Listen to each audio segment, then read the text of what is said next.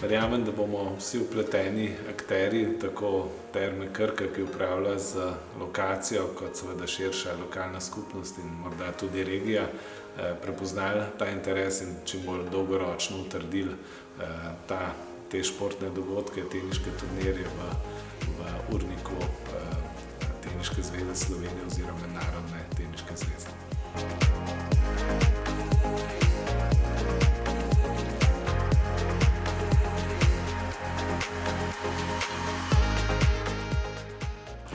Ambicije v tem trenutku so, da bi prišla na kvalifikacije Avstralije, tako da upam, da se mi to uresniči.